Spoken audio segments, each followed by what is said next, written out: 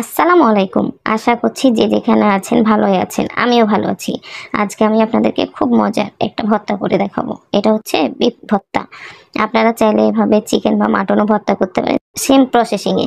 Beef ভর্তাটা ভালো লাগলে অবশ্যই লাইক দিবেন। লাইক দিতে ভুলবেন না। যারা চ্যানেলটা সাবস্ক্রাইব করেছেন তাদেরকে তো অসংখ্য ধন্যবাদ।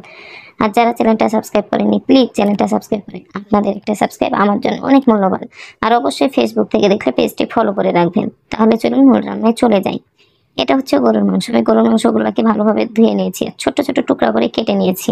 দিয়ে দিলাম প্রেসার কুকারে। দিয়ে দিচ্ছি মরিচের গুঁড়া 1/2 চামচ, হলুদ গুঁড়া 1/2 চামচ, ধনিয়া গুঁড়া 1/2 চামচের কম, জিরা গুঁড়া 1/2 চামচ আর গরম মসলা গুঁড়া সামান্য। লবণ দিলাম স্বাদ মতো। আদা রসুন বাটা দিলাম 1/2 চামচের একটু বেশি।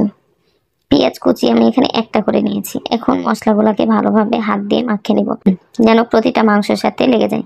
এখন হাতটাকে ধুয়ে পানি দিয়ে দিলাম। প্রেসার কুকারটাকে এভাবে ঝাঁকিয়ে নিলাম যেন প্রতিটা মাংসর সাথে মশলাগুলো লেগে যায়। এখন ঢাকনা দিয়ে ঢেকে চুলার উপর দিয়ে দিচ্ছি। 5টা সিটি আমি দিয়ে নেব। আমার 5টা সিটি দেওয়া হয়ে গেছে। যখন সিটিটা বসে গেছে তখন মুখ খুলে দেখাচ্ছি। দেখেন আমার মাংসটা কিন্তু সিদ্ধ হয়ে গেছে আর কতটা পানি বের হয়েছে। দেখেন আমার মাংসটা খুব সুন্দর সিদ্ধ হয়ে গেছে। আমি একটু ভেঙে দেখাচ্ছি। আমি এখন মাংসটাকে বাগারে দেব। চুলার উপর একটা ফ্রাই প্যান দিয়ে দিয়েছি। দিয়ে দিলাম সরিষার তেল। আর অবশ্যই সরিষার তেল দিয়ে ভর্তাটা করবেন। আমি এখন দিয়ে দিচ্ছি 2টা পেঁয়াজ কুচি আর রসুন ফল দিলাম 8টা। এখন পেঁয়াজ আর রসুনটাকে হালকা ব্রাউন কালার করে ভেজে নেব। আমার হালকা ব্রাউন করে ভাজা হয়ে গেছে। দিয়ে দিচ্ছি 2টা লবঙ্গ, 2 টুকরা দারচিনি, 2টা এলাচ, সাদা এলাচ আর একটা কালো এলাচ। এখন মশলার সাথে ভালোভাবে ভেজে নিয়ে দিয়ে দিচ্ছি আবার 1/2 চামচের কম আদা রসুন বাটা। আদা রসুন বাটার গন্ধটা যখন চলে গেছে তখন দিয়ে দিলাম মাংসটা। আপনার পরে যদি আদা রসুন দেন এভাবে তাহলে কিন্তু মাংসের স্বাদটা আরো অতুলনীয় বাড়িয়ে দেয়। বিফ ভর্তাটা খেতে অনেক টেস্ট হয়। 5 মিনিট পর ঢাকনাটা উঠে নেড়ে দিচ্ছি। কালারটা কি সুন্দর এসেছে দেখতেই পাচ্ছেন। আবারও ঢাকনা দিয়ে ঢেকে দিলাম। 2 মিনিট পর ঢাকনাটা উঠে আবারও ভালোভাবে নেড়ে দিচ্ছি। এটা হচ্ছে শিলপাটা।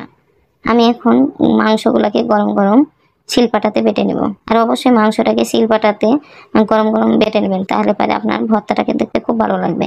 আপনি যদি শিলপাটাতে না বেটে ব্লেন্ডারে দেন তাহলে কিন্তু আপনার ভর্তা সেরকম মজা আসবে না। যে কোনো ভর্তায় দেখবেন শিলপাটাতে বাটার পরে স্বাদটা ভিন্ন রকম আসে আর ব্লেন্ডারে করলে ওর স্বাদ হয় অন্যরকম। তাই আমি বলবো আপনারা যে কোনো ভর্তায় শিলপাটাতে বেটে করবেন তাহলে খেতে কিন্তু খুব মজা হয়।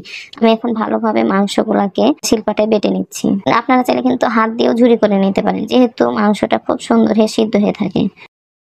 যখন আপনারা মাংসটাকে কষাবেন তখন এভাবে যদি 4-5 টুকরা মাংস উঠে বেটে কাঁচা পেঁয়াজ মরিচ দিয়ে ভর্তা করেন তাহলে কিন্তু একই স্বাদ আসবে। দিয়ে দিলাম পেঁয়াজ কুচি একটা আর 2টা কাঁচামরিচ কুচি, ধনেপাতা সামান্য।